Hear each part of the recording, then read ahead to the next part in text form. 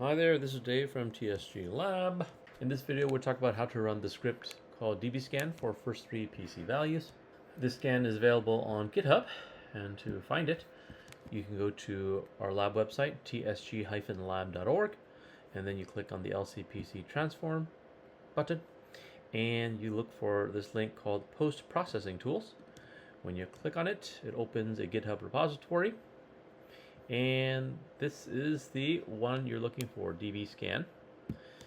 Now, if you want to download just the DBSCAN folder as opposed to everything in that folder, you can open it as we did here. This is the page for what's in the DBSCAN folder.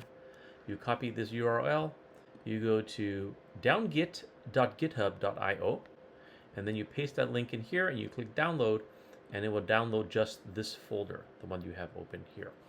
Back to the script. So this script, the repository that contains this script also contains a practice file. This is the one. Let's look at the structure of it.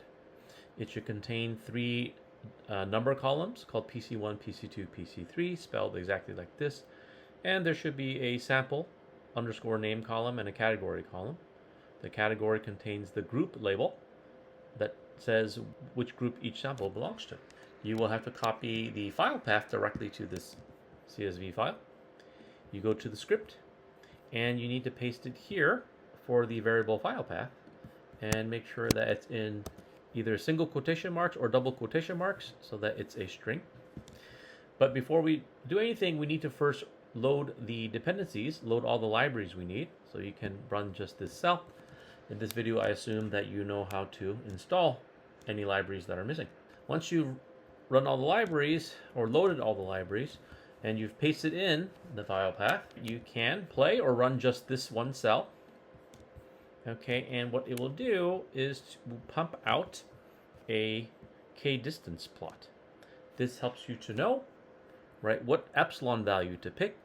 You use the elbow method, so you look for this bend, which is the elbow, like a human elbow, and the middle point is what you extrapolate over to the y-axis. That is your epsilon value.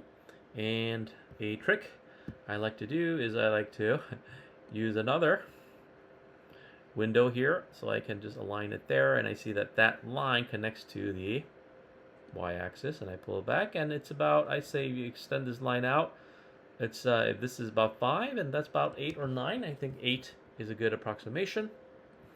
So 8 would be the epsilon value you use for step 4. So that 8, you change it to 8 if it isn't already 8.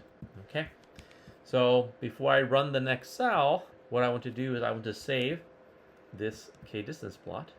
I have a PowerPoint file open. I'm going to drag this and drop it. And here, this is you want to save for record keeping, the k-distance plot, so you know how you derive the epsilon value. And then also, okay, it's important to keep note of what your min samples is. So I just copied line 48 and I paste it in here. So for record, we know that the min samples value was 6, okay, which is one of the important parameters for DBSCAN. And then, okay, so now that we've generated the k-distance plot and we've derived our epsilon value, we need to change that epsilon value in line 5. Once we've changed it, then, in fact, we have to copy this and keep a record of it, right? So one of the two key features in doing DBSCAN is the number of minimum samples and the epsilon value. All right, so now let's run this cell. We run it and it tells us estimated number of clusters, estimated number of noise points. This is relevant information you do want to save. Resave. And then now this last cell will generate a 3D dot plot. If you run play, it loads a browser. It looks like this. Okay, so you have 3 clusters, 0, 1, and 2, and X means noise. So here's 0 in red, 1 in green, 2 in purple, and these blue X's are the noise clusters. All right, and you can zoom in and out using these tools and take a screenshot and drag and drop into your PowerPoint for records. Now, on the topic of record keeping, it's good practice to also include the name of your input file from which you derived all this information. That is, you just paste it somewhere in here, right? And you say source file. There you go. All this is very helpful if you work on a team and someone on your team has to analyze your data 12 months, 24 months from now, or you have to analyze data that's 12 or 24 months old. You will appreciate that your teammates collected all this information for you. Okay, it makes data analysis and research a lot less painful. Okay, so one of the great things about this script is it also produces a new file. It takes the name of your input file and then adds the suffix DBSCAN-cluster. And what it does is it adds a column called cluster and a column called cluster name.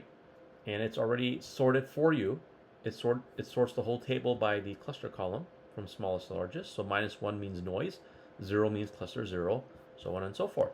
And this table is very useful in making sense of the data and knowing the identities of each row. Now, in terms of how to use these rotation tools, I'm not going to explain them here because I've already explained them in detail in another video, and it's this one. It's on our lab's YouTube channel, TSG-Lab, how to use interactive 3D dot plot. If you want to find this, just go to YouTube, okay, type in TSG-Lab, interactive 3D dot plot, you do a search, and it pops up this one right here. So the second half of this video talks about how to use all these great tools and how to find the identities of these points when you mouse over them so that you can label them with their input images to make data analysis and explaining your science more effective. So I highly recommend that you watch this video. So this is an example of DBSCAN. Here you see that this is the first round of DBSCAN. You see 3 clusters and a big group of noise clusters. And it seems that the noise, this is his own cluster, and this is his own cluster. So some people do 2 rounds of DBSCAN, meaning you open up your data table that was produced that has cluster, DBSCAN cluster in it, and you isolate only these noise ones, and then you do DBSCAN again on a file that contains only the noise data. And then you will see that the second round of DBSCAN likely will pick up at least 2 clusters, this one right here, this one up here, and maybe this one right here. Okay, so just because the first round DBSCAN identifies a lot of noise points does mean all those points belong in the same group. As you can see here, there's a wide scatter and clustering of the noise points. So meaning there are likely groups within the noise points, which is exactly why I made sure to give you this file, so you know which ones are the noise points.